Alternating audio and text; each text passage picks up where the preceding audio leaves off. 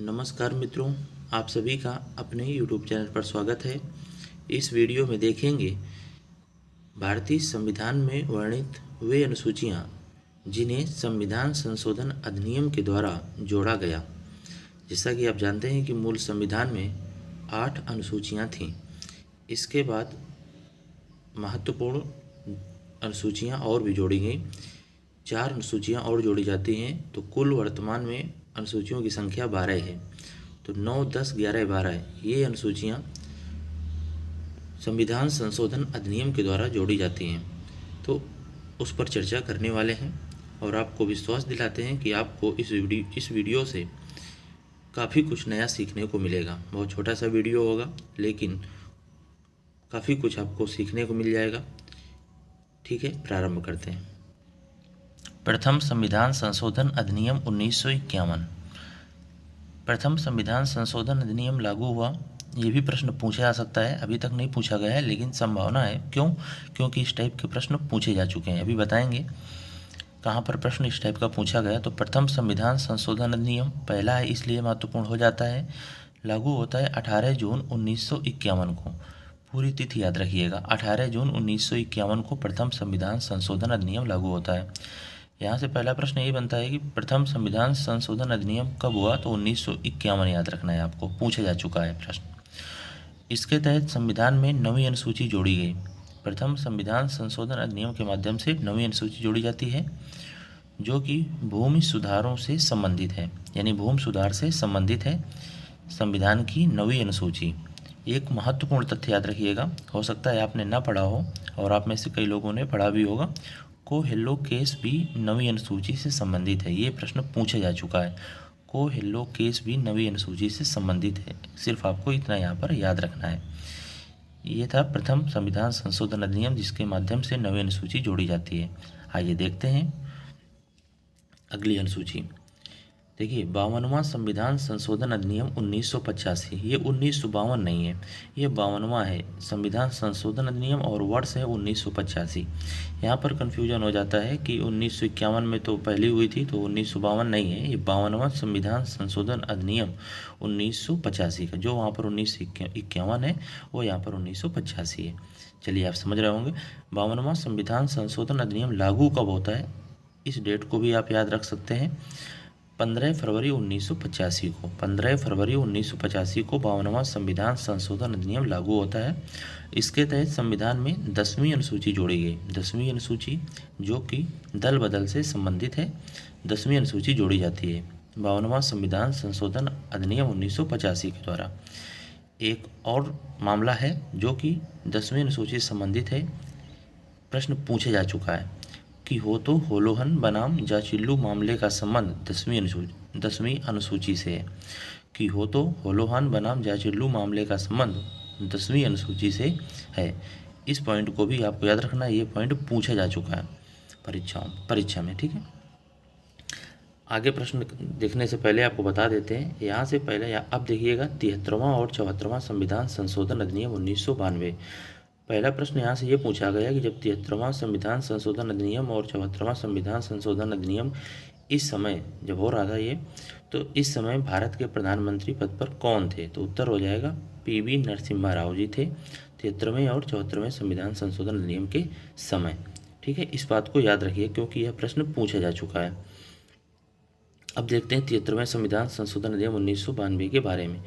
इसके तहत सरल शब्दों में कहें तो पंचायती राज संस्थाओं, जिन्हें आप स्थानीय सरकारों के रूप में भी जानते हैं, उन्हें संवैधानिक संस्थाओं के रूप में दर्जा दिया गया है। यानी इसके तहत स्थानीय सरकारों को ग्रामीण संवैधानिक संस्थाओं के रूप में सशक्त बनाया गया, या ये कह सकते हैं कि संवैधानिक दर्जा दिया गया पंचायती राज व्यवस्था को।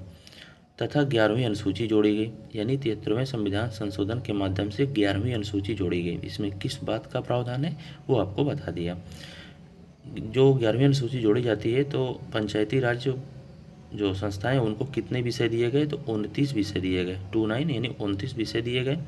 और 29 विषय का प्रावधान आपको मिल जाएगा यहाँ पर। कुल 16 अनुच्छेद इसमें दिए गए हैं और भाग 9 में इस अनुसूची को रखा गया है। भाग 9 के अंतर्गत भाग 9 में देखने को मिलेगा, जिसमें कुल 16 अनुच्छेद हैं। ठीक है, बात कर लेते हैं 74वां संविधान संशोधन अधिनियम 1992 की।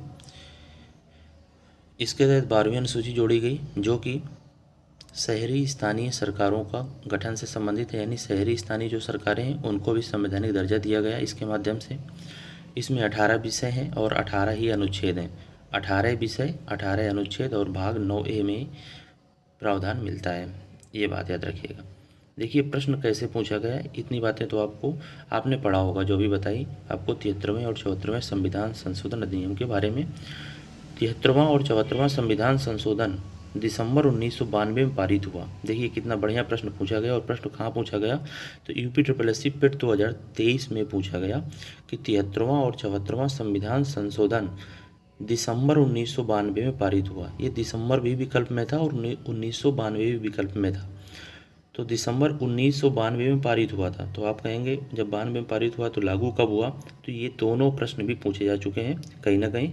UPSI 2021 में 74वां पूछा गया है और अन्य परीक्षाओं में 73वां पूछा जा चुका है। तो ये दोनों तिथियां बहुत ही महत्वपूर्ण है। पारित वाली जो आपको बताया पेट में पूछी जा चुकी है, और ये जो लास्ट में आप 2 बिंदु देख रहे हैं 73वां संविधान संशोधन अधिनियम लागू कब होता है, 24 अप्रैल 1993 को होता है। तो आप कमेंट करके ये बताएंगे 24 अप्रैल को कौन सा दिवस मनाया जाता है, आपने पढ़ा होगा तो ज़रूर आप बता सकते हैं। 73वां संविधान संशोधन अधिनियम लागू होता है 24 अप्रैल 1993 को, और 74वां संविधान संशोधन अधिनियम लागू होता है 1 जून 1993 को। यही प्रश्न पूछा गया था कि 73वें और 74वें संविधान संशोधन जब लागू होता है उस समय प्रधानमंत्री कौन थे, तो PV नरसिम्हा राव। ये आपको याद रखना है, और ये दोनों महत्वपूर्ण तिथियां हैं, इनको याद रखिएगा, 24 अप्रैल 1993 और 1 जून 1993। कुछ और महत्वपूर्ण तथ्य देख लेते हैं।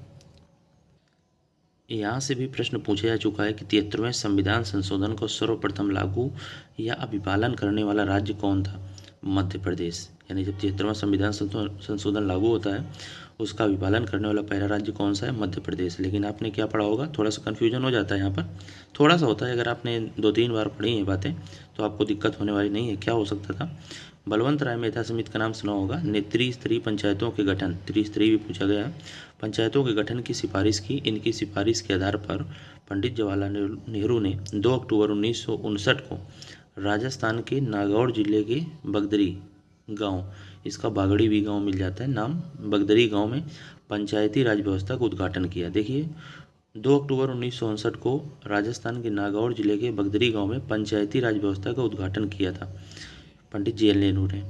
ठीक है, त्रिस्तरीय पंचायतों के गठन यानी पंचायती स्तर पर पंचायती राज व्यवस्था का उद्घाटन किया।